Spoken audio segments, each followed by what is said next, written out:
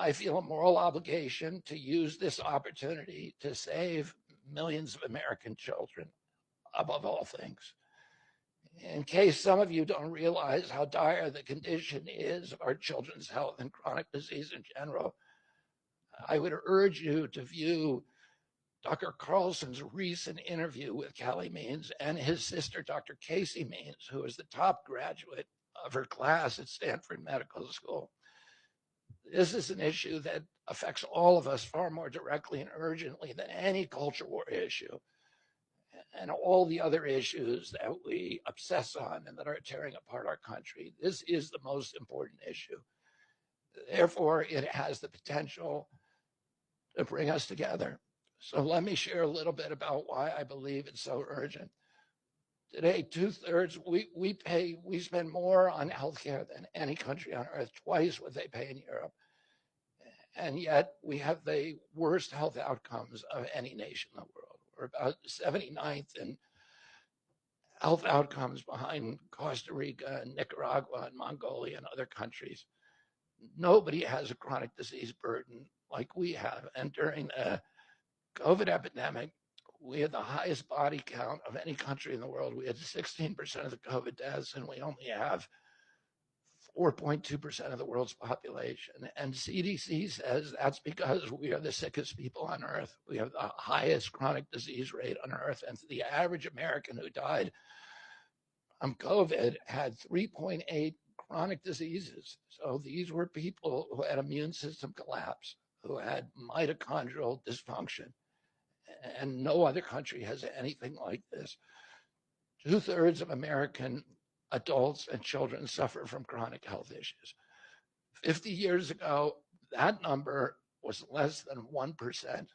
So we've gone from 1% to 66%. In America, 74% of Americans are now overweight or obese, and 50% of our children. 120 years ago, when somebody was obese, they were sent to the circus. There were case reports done about them. Obesity was almost unknown. In Japan, the childhood obesity rate is 3% compared to 50% here. Half of Americans have pre-diabetes or type 2 diabetes. When my uncle was president, I was a boy. Juvenile diabetes was effectively non-existent. A typical pediatrician would see one case of diabetes during his entire career, a 40 or 50-year career. Today, 1 out of every 3 kids who walks through his office door is diabetic or pre-diabetic. And the mitochondrial disorder that caused diabetes also causing Alzheimer's, which is now classified as diabetes. And it's costing this country more than our military budget every year. There's been an explosion of neurological illnesses that I never saw as a kid: ADD, ADHD, speech delay, language delay, Tourette's syndrome, narcolepsy, ASD, Asperger's, autism. In the year 2000, the autism rate was 1 in 1,500. Now, autism rates in kids are 1 in 36, according to CDC nationally. Nobody's talking about this. 1 in every 22 kids in California has autism. And this is a crisis that 77% of our kids are too disabled to serve in the United States military. What is happening to our country? And why isn't this in the headlines every single day? There's nobody else in the world that is experiencing this. This is only happening in America. About 18%, and by the way, there has been no change in diagnosis, which the industry sometimes like to say. There has been no change in screening. This is a change in incidence. In my generation, 70-year-old men, the autism rates are about 1 in 10,000. In my kids' generation, 1 in 34. I'll repeat, in California, 1 in 22. Why are we letting this happen? Why are we allowing this to happen to our children? These are the most precious assets that we have in this country. How can we let this happen to them? About 18% of American teens now have fatty liver disease. That's like 1 out of every 5. That disease, when I was a kid, only affected late-stage alcoholics who were elderly. Cancer rates are skyrocketing in the young and the old. Young adult cancers are up 79%. 1 in 4 American women is on antidepressant medication. 40% of teens have a mental health diagnosis. And 15% of high schoolers are on Adderall, and 500,000 children on SSRIs. So what's causing this suffering? I'll name 2 culprits. First, and the worst, is ultra-processed food. About 70% of American children's diet is ultra-processed. That means industrial manufactured in a factory. These foods consist primarily of processed sugar, ultra-processed grains, and seed oils.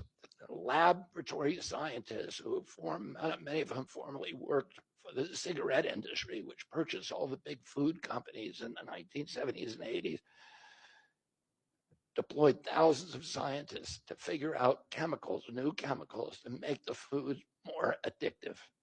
And these ingredients didn't exist 100 years ago. Humans aren't biologically adapted to eat them. Hundreds of these chemicals are now banned in Europe, but ubiquitous in American processed foods. The second culprit is toxic chemicals in our food, our medicine, in our environment.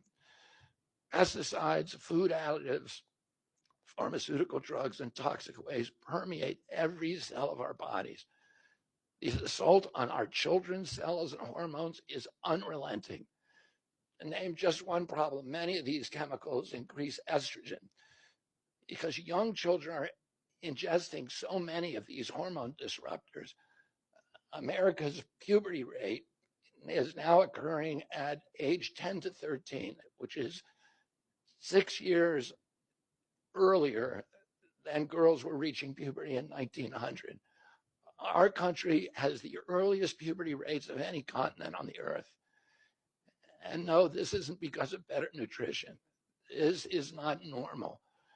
Breast cancer is also estrogen driven, and it now strikes 1 in 8 women.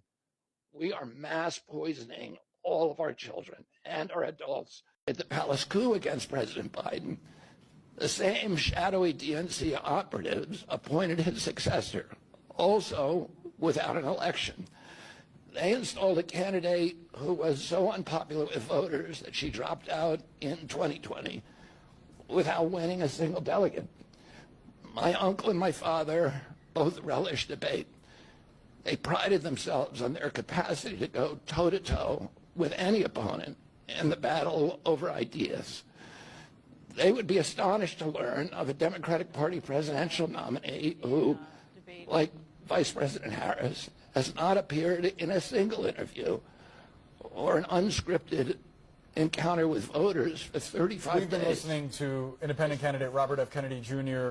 from Phoenix outlining what led him to his quixotic quest for the White House to now dropping out and relinquishing the title of Democrat. He had a series of complaints about the party.